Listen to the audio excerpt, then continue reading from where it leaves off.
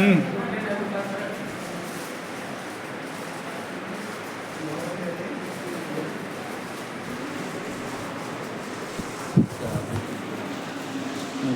पकड़ेंगे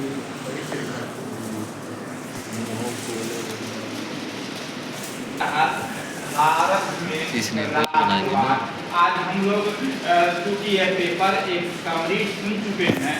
आज हम लोग इस पेपर का मूल निहितार्थ क्या क्या रहा इसके बारे में हम जानेंगे। पर बहुत ही अच्छा, बहुत ही इंटरेस्टेड टॉपिक है। इसका नाम है भारत में राष्ट्रवाद। एक शब्द है राष्ट्रवाद। राष्ट्रवाद है क्या, आज हम लोग इसको जानेंगे। राष्ट्रवाद है क्या?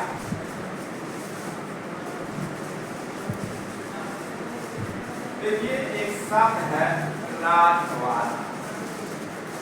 क्या शब्द है? राष्ट्रवाद। राष्ट्रवाद को समझने के लिए 3 शब्द आएंगे। पहला राज्य, दूसरा है राष्ट्र और तीसरा है राष्ट्रवाद। यह 3 शब्द को आपको जानना है। राज्य क्या है, राष्ट्र क्या है, राष्ट्रवाद क्या है। हम राज्य क्या है, राष्ट्र क्या है, राष्ट्रवाद क्या है, हम इन चीज को जानने की जरूरत है। पहला शब्द है राज्य। राज्य का मतलब क्या है? आप राज्य को कैसे दिखाएं? राज्य उस इकाई का नाम है जिसमें 4 तत्व होते हैं। कैसा है? 4 तत्व। क्या हो? जमीन हो। क्या हो? फटती हो? जमीन, यानी भूभाग हो। क्या हो? भूभाग। दूसरा क्या हो? भूभाग पर जनता रहती। क्या हो? जनता।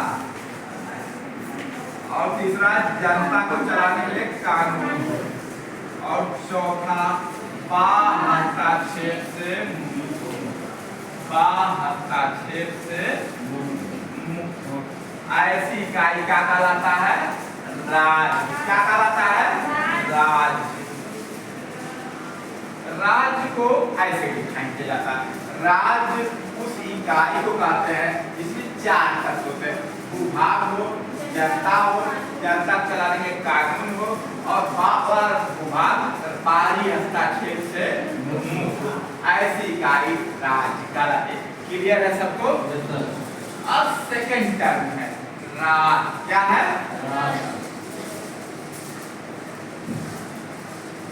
राज। राज क्या है? राष्ट्र उस राज्य को कहते हैं जिसका इतिहास। राष्ट्र उस राज्य को कहते हैं जिसका इतिहास हो। उस राज्य को कहते हैं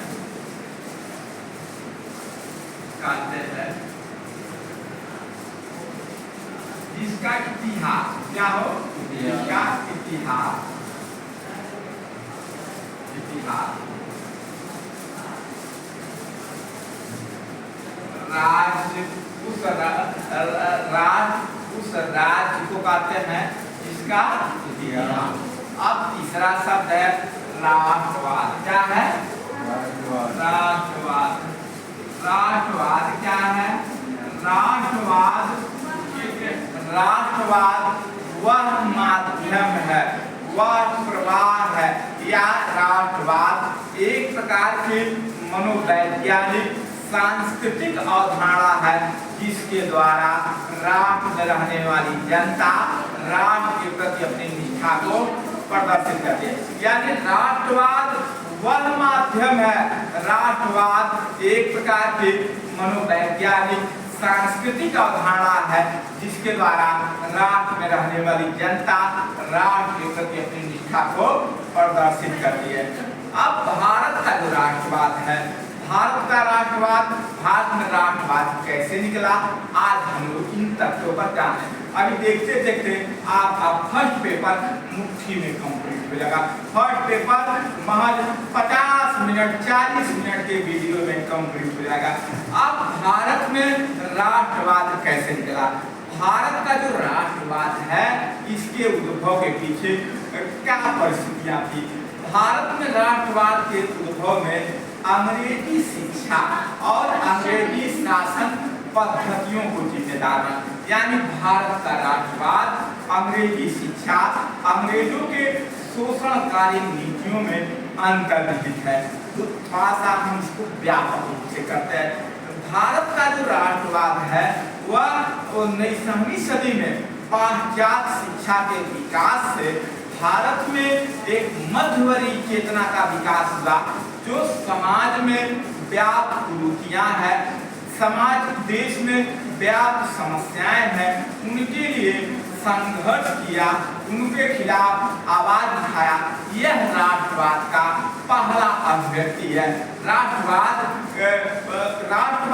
19वीं सदी में उभरी उस चेतना का नाम है, उस प्रवाह का नाम है, जिसने भारतीयों में वह आदेश भर दिया कि समाज में, राष्ट्र में, परिवार में व्याप्त कुरीतियां हैं, व्याप्त समस्याएं हैं, उनके खिलाफ आवाज दिया।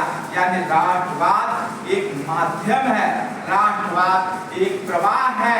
राष्ट्रवाद के माध्यम से भारत में जनता, अंग्रेजी भारत की जनता अपनी बातों को राष्ट्र के समक्ष रखती है। यानी अब राष्ट्रवाद तत्काल नहीं आया था, इसके पीछे पहला जो कारण था अंग्रेजी शिक्षा का विकास। भारत देखिए, भारत में अंग्रेजों के आने से पहले भारत में छोटी छोटी बहुत सी रियासतें थी। सब रियासतों के कानून अलग अलग थे, सबकी भाषा अलग अलग थी, सबकी रीति रिवाज अलग अलग थी। अंग्रेजी शासन ने शिक्षा के स्तर पर भारतीयों को एकजुट किया, सभी भारतीयों में एक समान कानून लाया, सभी भारतीयों में एक समान शिक्षा पद्धति लाया, सभी भारतीयों को एक समान टैक्स से जोड़ा। यानी भारत में अंग्रेजी शिक्षा ने, अंग्रेजी शासन ने बिखरे हुए सैकड़ों रियासतों के भिन्न भिन्न कानूनों को एक साथ जोड़ करके कानूनी रूप से भारतीयों को एकीकृत किया, भाषाई रूप से एकीकृत किया, शैक्षिक रूप से एकीकृत किया, जो भारत में राष्ट्रवाद के उद्भव का एक बड़ा कारण के रूप में देखा गया। अब थोड़ा सा चलते हैं। अंग्रेज जब भारत आए थे उससे पहले भारत में मुगलों का शासन था। किसका शासन था? मुगलों का शासन था। अंग्रेजों के आने से पहले भारत में मुगलों का शासन था। किसका शासन था? मुगलों का। अंग्रेजों के आगमन से पहले भारत में मुगलों का शासन था। मुगल शासन में भारत की जो व्यवस्था थी ग्रामीण थी। कैसी व्यवस्था थी? ग्रामीण थी। ग्रामीण दो चीजें हो गई, कृषि पर आधारित थे, बाद में और कुटीर उद्योग पर। किस पर थे? कुटीर उद्योग पर। भारत मध्य अंग्रेजों के आने से पहले भारत कृषि और कुटीर उद्योग पर ध्यान देता। क्या किसका प्रधान था? कृषि और कुटीर उद्योग। अंग्रेजों ने भारत में लगान की तरह नीतियां लाई। जैसे 1793 में अस्थायी बंदोबस्त को ला दिया। अस्थायी बंदोबस्त लाया। फिर 1819 में महालवाड़ी बंदोबस्त ला दिया। महालवाड़ी बंदोबस्त। फिर उसी पहले 1792 में सर थॉमस मुनरो ने रैयतमाड़ी, और बाद में मद्रास और मुंबई के क्षेत्र से लागू किया गया। यानी अंग्रेजों ने भारतीयों से कठोर राजस्व वसूले। अकाल, आपदा, विपद के समय किसी प्रकार की छूट नहीं थी। ऐसे में भारत की जो परंपरागत कृषि व्यवस्था थी ध्वस्त हो गई। और दूसरा था कि भारत कुटीर उद्योग प्रधान देश था। आप सभी बच्चे जानते हैं कुटीर उद्योग क्या है। जिसे ऐसा उद्योग जो 8 से 10 लोग मिलकर चला। कितने लोग मिलाते हैं? 8 से 10 लोग मिलते हैं। ऐसे उद्योग को भारत में कुटीर उद्योग कहा जाता था। कुटीर उद्योगों को चलाने के लिए कच्चा माल चाहिए। क्या चाहिए? कच्चा माल। और जिस समय अंग्रेज भारत आए थे, इंग्लैंड में औद्योगिक क्रांति चल रही थी। क्या चल रही थी? औद्योगिक क्रांति। औद्योगिक क्रांति का मतलब होता है इंडस्ट्रियल रिवॉल्यूशन का साथ मशीनों की स्थापना से होता है। 18वीं सदी में भारत में जब अंग्रेजों का पदार्पण हुआ, अंग्रेजी शासन की नींव पड़ी, वह दौर था इंग्लैंड में कुटीर उद्योग का, तो इंग्लैंड में औद्योगिक क्रांति का, और भारत का सारा कच्चा माल, भारत का संपूर्ण कच्चा माल यहाँ तक भी उत्पादित वस्तुएं थी ये चली गई भैया इंग्लैंड। कहाँ चली गई? या इंग्लैंड चली गई। और इसका परिणाम रहा भारत सदियों से चला रहा कृषि और कुटीर उद्योग पर आधारित देश, इसकी व्यवस्था ध्वस्त हो गई। क्या हो गई? ध्वस्त हो गई। यानी अब भारत में अंग्रेजी शासन की स्थापना के बाद भारत में कृषि और कुटीर उद्योग पर आधारित व्यवस्था ध्वस्त हो गई। क्या हो गई? ध्वस्त हो गई। अब हम चलते हैं, इसका परिणाम क्या हुआ?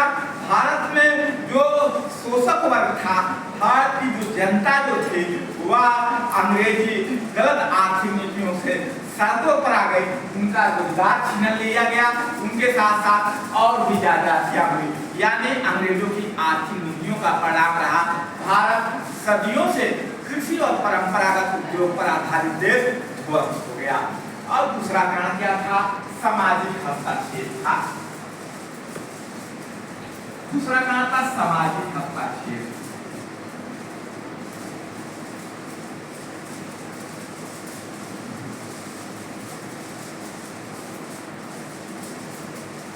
अंग्रेजों ने भारतीयों के समाज में भिन्न कानून बनाए। सबसे बड़ा कानून था 1829 में सती प्रथा के खिलाफ। राम मोहन राय पहले भारतीय थे जिन्होंने सती प्रथा के खिलाफ राष्ट्रव्यापी आवाज दी थी। राजा राम मोहन राय के प्रयत्नों का परिणाम था 1829 में लॉर्ड विलियम बेंटिक ने सती प्रथा का उन्मूलन किया था। 1829 ईस्वी में राम मोहन राय के नीतियों का परिणाम था सती प्रथा का उन्मूलन था। क्या हुआ? सती प्रथा का उन्मूलन। इसमें सती प्रथा का उन्मूलन हुआ। क्या हुआ? सती प्रथा का उन्मूलन था। और दूसरा जो बदलाव देखा गया, सेकंड जो बदलाव देखा गया, वह 1831 में उड़ीसा के और जनजाति में नर बलि प्रथा थी। क्या थे? छोटे बालकों की हत्या कर दी जाती थी उड़ीसा में, खौड़ जनजाति में। खौड़ जनजाति उड़ीसा की, और खौड़ जनजाति में उड़ीसा में थे नर बलि प्रथा। क्या थे? नर बलि प्रथा विद्यमान थी। इसको समाप्त किया गया था, लॉर्ड विलियम बेंटिक ने किया था। फिर 1832 ईस्वी में राजस्थान के कुछ जनजाति समाज में बालिका शिशु हत्या होती थी। बालिका शिशु हत्या होती थी। इनका भी समापन कर दिया गया। और 1842 में दास प्रथा को समाप्त किया गया। 1842 में लॉर्ड एलन बरो था। एलन बरो के द्वारा दास प्रथा को समाप्त किया गया। एलन बरो ने दास प्रथा का उन्मूलन किया। किसका? दास प्रथा का।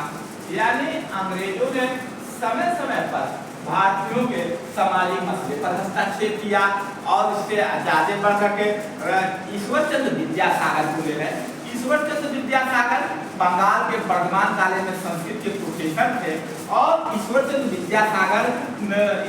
विद्यासागर को यह माना जाता, उन्होंने सती प्रथा के उन्मूलन के बाद विधवाओं के पुनर्विवाह के लिए 1829 के बाद संघर्ष किया और इसी का परिणाम था लॉर्ड डलहौजी के शासनकाल में 1856 में सती बाल विधवाओं को पुनर्विवाह की अनुमति मिल गई। यानी कहने का मतलब है, कहने का तात्पर्य है, भारत में जो राष्ट्रवाद का विकास हुआ उसके पीछे भारत में अंग्रेजों की गलत आर्थिक नीतियां थी, सामाजिक हस्तक्षेप। 1856 में लॉर्ड डलहौजी के समय विधवा पुनर्विवाह अधिनियम पारित हुआ। 1856 में लॉर्ड डलहौजी के शासनकाल में विधवा पुनर्विवाह अधिनियम पारित हुआ।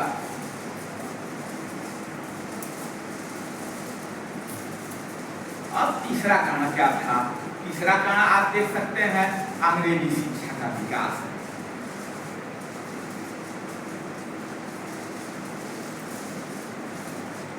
पाश्चात्य शिक्षा का विकास।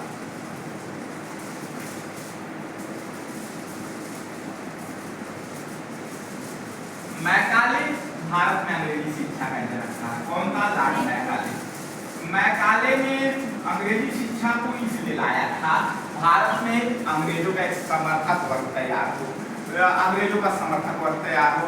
और वह मैकाले कहता था मैं भारत में एक ऐसा वर्ग तैयार करना चाहता हूँ जो मन और मस्तिष्क से अंग्रेज हो, सकल सूरत से भारतीय हो।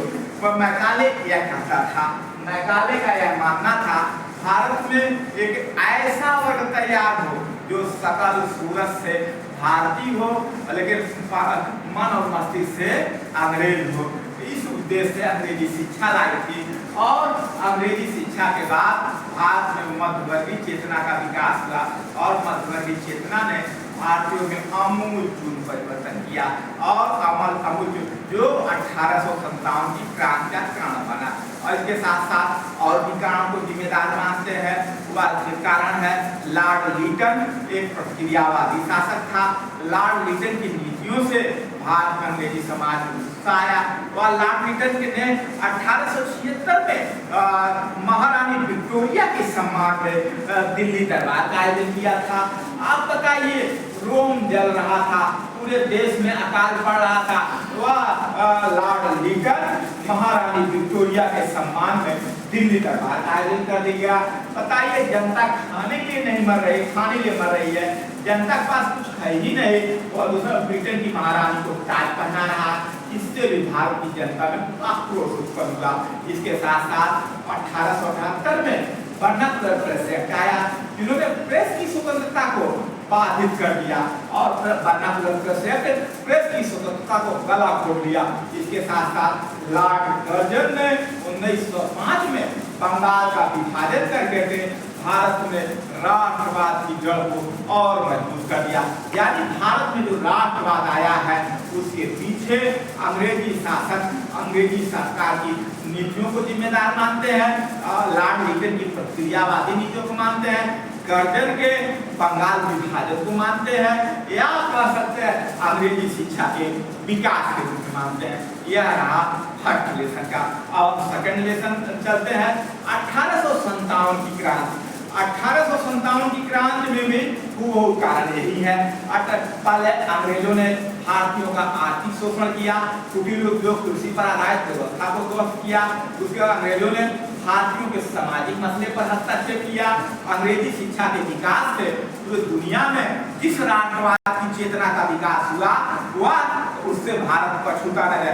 खासतौर से 19वीं सदी दुनिया में क्रांतियों की सदी थी, जहां यूरोप के देशों में क्रांतियां चर्च और पुरातन व्यवस्था के मूल्य के खिलाफ रही, चर्च आधारित व्यवस्था के खिलाफ रही। वही भारत के संदर्भ में देखा जाए 1857 की क्रांति भारत में अंग्रेजी शासन, अंग्रेजों के शोषण का नीतियां के खिलाफ मानी जाती है। यानी कहने का तात्पर्य है 1857 की क्रांति भारत में अंग्रेजी साम्राज्यवाद या कंपनी साम्राज्यवाद के सामाजिक, राजनीतिक, आर्थिक शोषण या अंग्रेजों की विस्तारवादी नीति का जिम्मेदार माना जाता है। लॉर्ड डलहौजी की हड़प नीति और बेंजामिन की सहायक संधियों को भी हम जिम्मेदार मानते हैं। लॉर्ड डलहौजी एक साम्राज्यवादी शासक था। वह साम्राज्य का विस्तार करने के लिए उन्होंने हड़प नीति की पॉलिसी लाई थी। हड़प नीति क्या था? हड़प नीति का मतलब क्या था? जिन राजा महाराजाओं के पास कोई संतान नहीं थे, औलाद नहीं थे, वे लोग गोद लेते थे। जैसे रानी लक्ष्मीबाई, वीरांगना रानी लक्ष्मीबाई, वीरांगना रानी लक्ष्मीबाई के पास कोई औलाद नहीं थे, कोई संतान नहीं थे, और रानी लक्ष्मीबाई के पास जब कोई संतान नहीं थे उन्होंने दामोदर राव को गोद लिया था। लॉर्ड डलहौजी ने इनके दत्तक पुत्र को गोद लेने से मना कर दिया। इसके फलस्वरूप वह 1857 की रणभूमि में वह कूद पड़ती है और अंग्रेजों से जम करके लोहा लिया था।